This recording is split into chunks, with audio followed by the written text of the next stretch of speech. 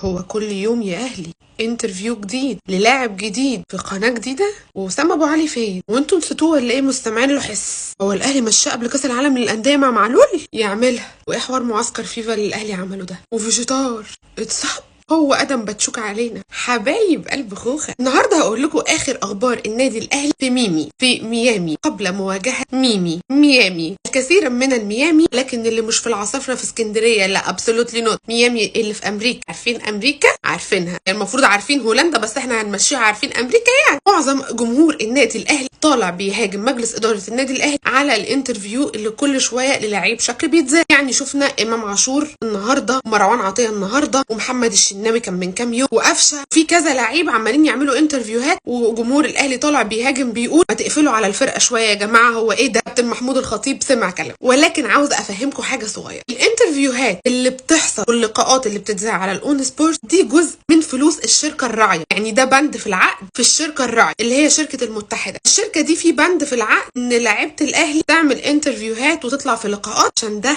جزء من العقد. ولكن لحد وقتنا هذا، لحد اليوم اللي انا بكلمكم فيه النهارده ده، فعاليات كاس العالم للانديه ما ابتدتش. هفهمكم بالراحه اكتر. من يوم السفر النادي الاهلي سافروا لحد يوم 11 اللي هو بعد بكره، كل ده مدفوع الاجر. الوقت ده كله اصلا مش ملك البطوله، وده بند من بنود العقد. فطبيعي يا جماعه ان هو يحصل حوارات وانترفيوهات، كل اللي بنشوفه ده امر طبيعي. ولكن ده كان من اول يوم السفر لحد يوم 11 اللي هو بعد بكره، كل ده مش وقت البطوله. وبالفعل النادي الاهلي قرر ان هو يدخل في معسكر مغلق اللي هو معسكر فيفا استعدادا لكاس العالم للانديه. حبايب قلب خوخه، فهمت النقطه دي؟ عشان بس الناس اللي طالعه بتنتقد الاهلي في قصه الانترفيوهات واللي احنا مش قافلين على الفرقه كويس، لا، ده عشان جزء من بنود العقد مع المتحد. وكررها تاني، يا رب تكون فهمتوا الجزئيه دي. ان شاء الله من يوم 11 هو الاستعداد لكاس العالم للانديه تحت طبعا رعايه فيفا. وسام ابو علي فين؟ والله وسام ابو علي احنا مش مخبيين، وموجود مع الاهلي. والله انتوا نسيتوه. وسام ابو علي مع المنتخب بتاعه ومتالق وجايب ضربه جزاء، وعنده مباراه بكره مهمه جدا على فكره مع منتخبه، وان شاء الله هيخلص المباراه بتاعت بكره ويطير الى الاهلي الى امريكا. وان شاء الله هيوصل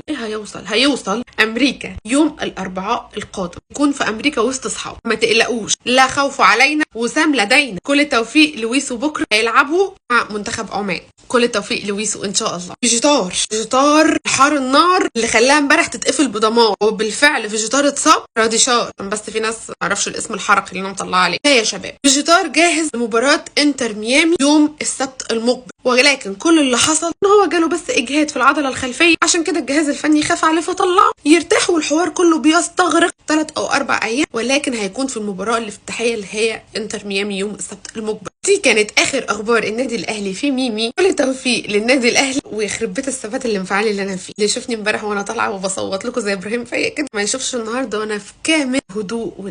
برضه الهدوء بيبقى حلو اوقات، بس انا محتاجه مهدئ اعصاب. عاوزين نشوف مهدئ اعصاب حلو عشان اللي احنا داخلين عليه. ولكن يعني احنا اهل، اول مره اطلع ازعق لهم. في ناس زعلت ان انا زعقت لها. انا مش بزعق لكم انتوا، بزعق لهم هم، لكن انتوا حبايب قلب خوخ.